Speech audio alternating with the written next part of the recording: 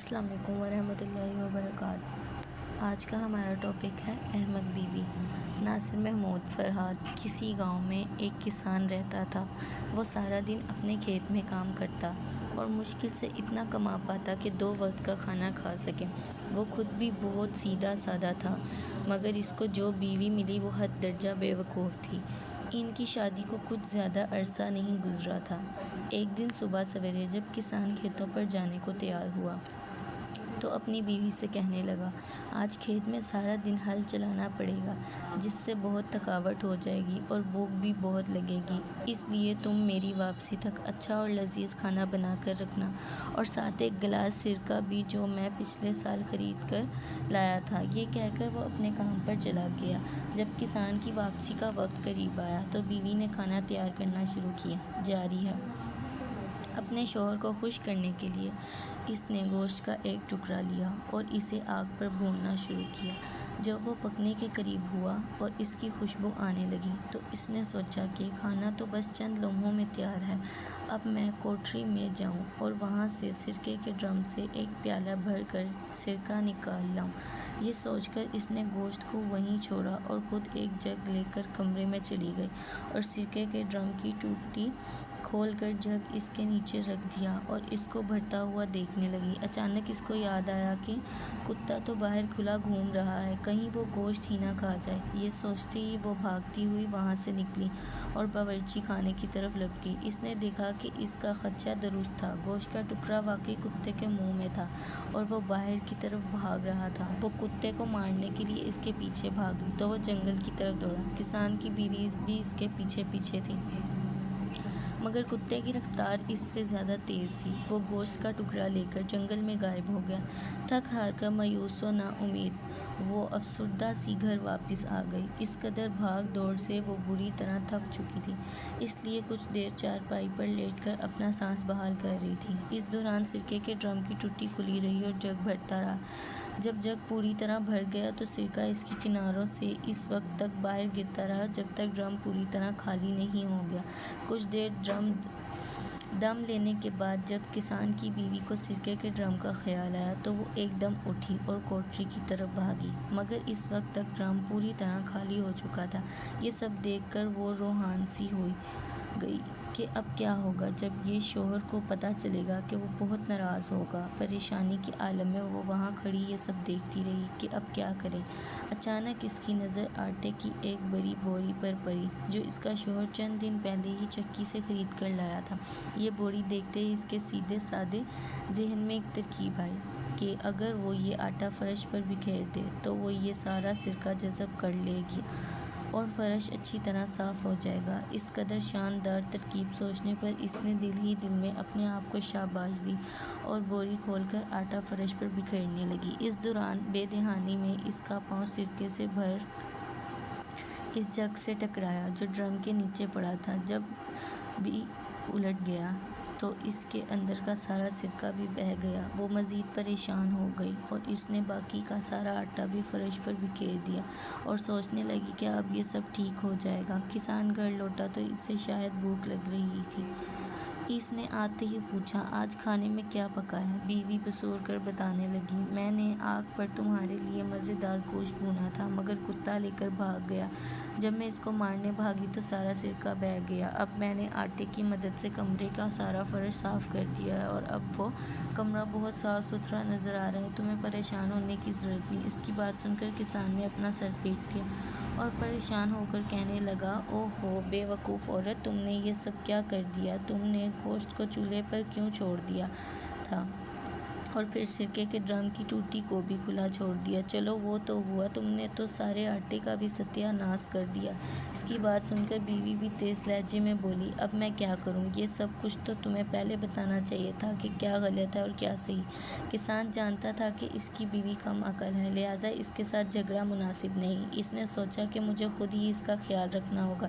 یہ سوچ کر وہ چپ ہو رہا۔ اس دنوں انہوں نے آلو ابال کر کھائے اور پیٹ بھرا۔ کچھ دن ایسے ہی گزر گئے اور اب کوئی خاص واقعہ پیش نہ آیا۔ کسان بھی اب خاصا محتاط ہو گیا تھا اور باہر جانے سے پہلے سب کچھ اپنی بیوی کو سمجھا کر ہدایت کر جاتا۔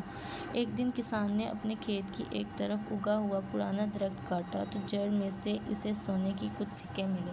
وہ خوش تھا کہ اب ضرورت کے وقت ان کو استعمال کر لے گا اور کوئی دوست پریشان نہیں ہوگا۔ اس نے سوچا کہ سونے کے ان سکوں کو کسی جگہ چھپا کر رکھ دے، مگر اس کو اپنی بیوی کی طرف سے بھی خطرہ تھا کہ کہیں وہ ان کا راز نہ کھول دے۔ یہ سوچ کر بیوی سے کہا، دیکھو یہ میرے پاس پیلے رنگ کے کچھ برتن ہیں، میں ان کو ایک ڈبے میں ڈال کر زمین میں دبا رہا ہوں۔ تم نہ تو ان کے قریب جاؤ گی اور نہ کوئی چھوؤ گی۔ ٹھیک ہے، جیسا تم کہتے ہو میں ویسا ہی کروں گی۔ میں ان کو وہاں سے نکالوں گی، ان کو چھوؤں گی۔ بیوی نے اسے یقین دلایا۔ کچھ روز بعد جب کسان کھیتوں پر گیا، ساتھ اس کا ایک مددگار بھی تھا۔ وہ گدھوں پر مٹی سے بنے خوبصورت نقش و نگار والے برتن لا کر فروخت کر رہے تھے۔ ان کی آواز سن کر کسان کی بیوی نے گلی میں جھانکا تو یہ برتن دیکھ کر اس کا جی للچا گیا۔ یہ دیکھ کر پھیری والا پوچھنے لگا، کیا تم یہ برتن خریدنا چاہتی ہو؟ ہاں، مگر میرے پاس اس وقت رقم نہیں۔ پھر کچھ سوچ کر بولی، کیا تم ان برتنوں کے بدلے پیلے برتن لے لو گے؟ پھیری والا اس کی یہ بات سن کر حیران رہ گیا اور پوچھنے لگا، کیسے پیلے برتن؟ کیا تم مجھے یہ پیلے برتن دکھا سکتی ہو؟ کسان کی بیوی نے کہا، وہ پیلے برتن میرے شوہر نے ایک ڈبے میں ڈال کر صحن میں ڈبا دیے ہیں، مگر اس نے مجھے منع کیا ہے کہ میں ان کو ہاتھ نہ لگاؤں، اس لیے تم خود ہی ان کو وہاں سے نکال کر دیکھ لو۔ اس کی بات سن کر پھیری والا حیران رہ گیا اور فوراً صحن میں جا کر وہ جگہ کھودنے لگا جہاں نشاندہی کی گئی تھی۔ ڈبے کے اندر جب اس نے سونے کے سکے دیکھے تو باتیں کھل گئیں۔ سارے سکے سمیٹ کر جیب میں ڈالے اور اس کے بدلے کسان کی بیوی کو اپنے سارے مٹی کے برتن دے کر اپنے ساتھی کے ساتھ فوراً وہاں سے 9-2-11 ہو گیا۔ وہ سمجھ گیا کہ یہ عورت اعلیٰ درجے کی احمق ہے، جسے پہلے برتنوں اور سونے کے سکوں کا فرق بھی معلوم نہیں۔ دوسری طرف کسان کی بیوی یہ سارے برتن حاصل کر کے بہت خوش تھی۔ وہ سمجھ رہی تھی کہ اس نے پھیری والے کو لوٹ لیا اور چند پیلے برتنوں کے بدلے اتنے سارے برتن خرید لیے۔ خوشی خوشی اس نے وہ سارے برتن گھر میں ادھر ادھر سمجھا دیے۔ تھوڑی دیر بعد جب کسان دوپہر کا کھانا کھانے کے لیے آیا تو گھر میں دیکھو اتنے کتنے سارے نئے خوبصورت برتن ہیں، یہ سب میں نے تمہارے ان گیا فضول پیلے برتنوں کے اور بدلے حیرت سے خریدے پوچھا، ہیں۔ ارے کیا؟ یہ سب کسان برتن کہاں پریشان سے ہو کر آئے؟ چلا بیوی نے اٹھا، جب میں نے مسکراتے تمہیں ہوئے منع بتایا، کیا تھا دیکھو کہ کتنے انہیں ہاتھ نہیں لگانا تو خوبصورت پھر تم برتن۔ نے انہیں وہاں سے کیوں نکالا جہاں میں نے انہیں دبایا تھا؟ میں نے انہیں وہاں سے نہیں نکالا، میں نے تمہاری پوری بات مانی۔ تم نے مجھے ان کو چھونے سے منع کیا تھا، اس لیے میں نے انہیں ہاتھ بھی نہیں لگایا، صرف جگہ بتائی تو پھیری والے نے خود ہی کھود کر نکال لیے۔ بیوی نے پوری وضاحت کی۔ اوہ ہو بے وقوف عورت! کسان غصے سے اپنے بال نوچنے لگا، تم نے وہ جگہ اسے بتائی ہی کیوں؟ تم نے مجھے اس بات سے تو منع کیا ہی نہیں تھا۔ بیوی معصوم سا منہ بنا کر بولی، احمق عورت! کسان اپنا سر پیٹنے اور دیواروں سے ٹکرانے لگا۔ ارے بے وقوف، وہ سارے پیلے برتن سونے کے سکے تھے، تم نے یہ کیا کر دیا؟ یہ تو تمہیں پہلے بتانا چاہیے تھا نا، اب یہ تمہاری غلطی ہے، وہ منہ بنا کر بولے۔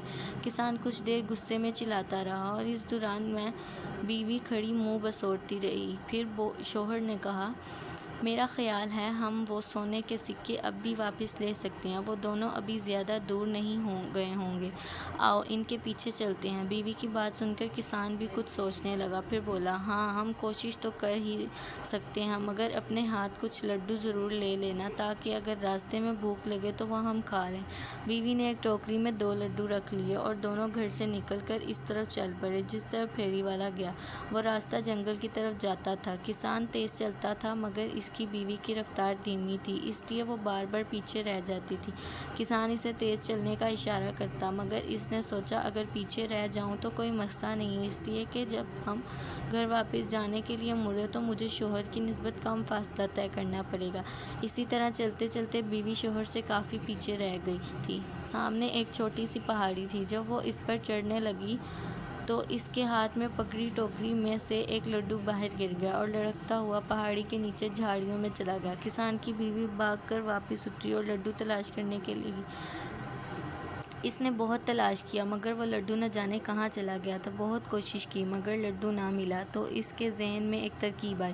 وہ بھاگ کر دوبارہ پہاڑ پر چڑھی اور اس جگہ پہنچی جہاں سے وہ لڈو گرا تھا۔ وہاں پہنچ کر اس نے دوسرا لڈو بھی نکالا اور اسے نیچے پھینکتی ہوئی بولی، اب یہ لڈو بھی وہیں جائے گا جہاں پہلا گیا تھا۔ میں اس کے پیچھے پیچھے جاؤں گی اور اس کے ساتھ مجھے پہلا لڈو بھی مل جائے گا۔ اس نے دوسرا لڈو بھی پھینک دیا اور خود اس کے پیچھے بھاگ گئی مگر وہ بھی نہ جانے کہاں جا کر گم ہو گیا۔ اب دونوں لڈو گم ہو چکے تھے۔ کافی دیر ڈھونڈنے کے بعد وہ مایوس ہو کر آگے چل پڑی جہاں پہاڑی کی دوسری طرف کسان ایک گھنے درخت کے نیچے بیٹھا اس کا انتظار کر رہا تھا۔ اسے دیکھتے ہی وہ بولا، اب جلدی سے لڈو نکالو، مجھے بھوک لگ رہی ہے۔ لڈو تو گئے، وہ منہ بسوڑ کر بولی۔ کہاں گئے؟ کسان چیخ اٹھا۔ ایک لڈو گر گیا تھا، دوسرا میں نے اس کی تلاش میں اس کے پیچھے بھیجا مگر وہ بھی نہ جانے کہاں کھو گیا۔ بیوی نے اسے ساری کہانی سنائی تو کسان حیران ہو کر بولا، تم ایسی بیوقوفانہ حرکتیں اتنی عقل مندی سے کیسے کر لیتی ہو؟ تم نے مجھے اس بارے میں منع بھی تو نہیں کیا تھا۔ وہ بڑے آرام سے بولی تو کسان لاجواب سا ہو گیا،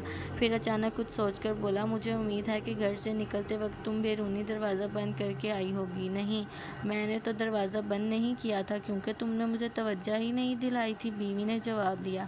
اس کی بات سن کر کسان پریشان ہو گیا اور غصے سے چیخا، اس سے پہلے کہ ہم مزید آگے جائیں تم گھر واپس جاؤ اور دروازہ بند کر کے اسے تالا لگا کر آؤ، اور ہاں، آتے ہوئے کھانے کو بھی کچھ لے آنا۔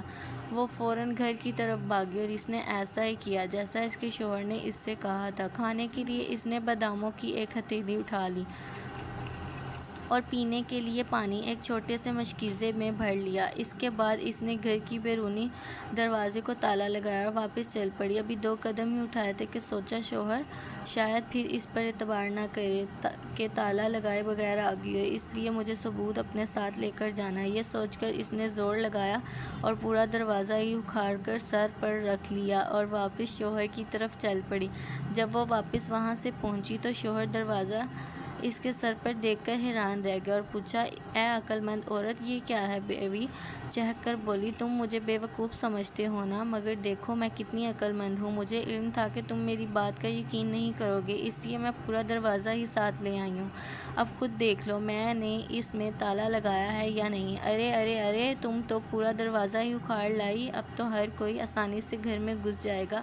کسان لال پیلا ہو کر بولا، ارے کوئی کیسے گھس جائے گا؟ دروازہ تو میرے پاس ہے، پھر کوئی کیسے گھر میں داخل ہو سکتا ہے؟ بیوی آنکھیں گھما کر بولی تو شوہر نے مزید بحث سے جان چھڑانا ہی مناسب خیال کیا اور کہا، واقعی تم احمق نہیں بلکہ بہت عقل مند ہو۔ یہ دروازہ چونکہ تم لے کر آئی ہو اس لیے اب تم ہی اسے سر پر اٹھاؤ۔ یہ کہہ کر وہ آگے چل پڑا۔ چار بیوی نے وہ دروازہ دوبارہ اپنے سر پر لاد دیا۔ باداموں والی ہتھیلی اور پانی کا مشکیزہ بھی اس نے دروازے کے ساتھ باندھ رکھا تھا جس کی وجہ سے وزن بہت زیادہ ہو گیا تھا۔ چلتے چلتے وہ دونوں جنگل میں داخل ہو گئے۔ چور تو ابھی تک ملے نہ تھے اور رات کا اندھیر بھی چھانے لگا۔ جب تاریکی زیادہ ہو گئی تو انہوں نے برگد کے ایک گھنے درخت پر رات گزارنے کا فیصلہ کیا۔ ابھی وہ برگد کی گھنی شاخوں میں چھپ کر بیٹھے ہی تھے کہ چور بھی وہاں پہنچ گئے۔ وہ بہت تھکے ہوئے نظر آ رہے تھے۔ وہ آخر اسی برگد کے درخت کے نیچے بیٹھ گئے اور باتیں کرنے لگے کہ آج کیسے ایک عورت کو بے وقوف بنا کر سونے کے سکے ہتھیا لیے۔ تھوڑی دیر باتیں کرنے کے بعد دونوں چور رات گزارنے کے لیے آگ جلانے کی کوشش کرنے لگے۔ کسان نے کچھ سوچ کر درخت کی شاخوں پر لگے ہوئے پھل توڑے اور تاک تاک کر ان دونوں کے سروں پر نشان لگانے لگا۔ وہ دونوں اس سے افتاد سے بری طرح گھبرا گئے اور ایک دوسرے سے کہنے لگے، ہوا یا آندھی تو ہے نہیں، پھر یہ پھل کہاں سے اور کیسے گر رہے ہیں؟ کسان کی بیوی دروازہ اپنے کندھے پر اٹھائے اٹھائے کافی تھک چکی تھی۔ اس نے سوچا کہ دروازے کے ساتھ بندھا پانی کا مشکیزہ اس کے وزن میں اضافہ کر رہا ہے۔ اس نے شوہر سے کہا، وزن زیادہ ہو گیا ہے اس لیے میں مشکیزے کا پانی نیچے پھینک رہی ہوں۔ یہ کہتے ہوئے اس نے پانی نیچے اڈیل دیا۔ جب وہ پانی نیچے بیٹھے چوروں کے سر پر پڑا تو ایک چلا اٹھا، ارے آندھی کے بعد تو اب بارش بھی ہو گئی۔ اگلے ہی لمحے بیوی نے محسوس کیا کہ پانی نیچے اڈیلنے کے باوجود دروازہ تو ابھی تک ویسا ہی وزنی ہے، تو وہ پھر سے شوہر سے کہنے لگی، اب میں بادام بھی نیچے پھینک رہی ہوں، اب میں ان کا بوجھ مزید برداشت نہیں کر سکتی۔ پھر اس نے پہلے کہ شوہر کوئی جواب دیتا اس نے باداموں سے بڑی تھیلی نیچے الٹ دی۔ جوں ہی وہ سارے بادام نیچے بیٹھے چوروں کے سر پر برسے تو وہ چیخ اٹھے، ارے اب تو اولے بھی برسنا شروع ہو گئے ہیں، چلو کہیں اور بھاگ چلیں۔ پانی اور بادام نیچے پھینکنے کے باوجود بھی جب دروازے کا وزن بہت کم نہ ہوا تو وہ سمجھ گئی کہ خود دروازہ ہی بہت وزنی ہے۔ دروازہ اب اس سے سنبھالا نہیں جا رہا تھا، اس کے ہاتھ سے پھسلنے لگا۔ وہ شوہر سے کہنے لگی، لو جی اب دروازہ بھی چلا۔ یہ کہتے ہوئے اس نے دروازہ چھوڑ دیا، جو سیدھا جا کر چوروں کے اوپر گرا۔ ارے مر گئے، وہ ایک ساتھ چلائے، اور پھر یہ دیکھے بغیر کہ کیا چیز سر پر گری ہے، سر پر پاؤں رکھ کر بھاگ اور کہتے جا رہے تھے، پہلے آندھی آئی، پھر بارش ہوئی، پھر اولے برسے، اور اب تو آسمان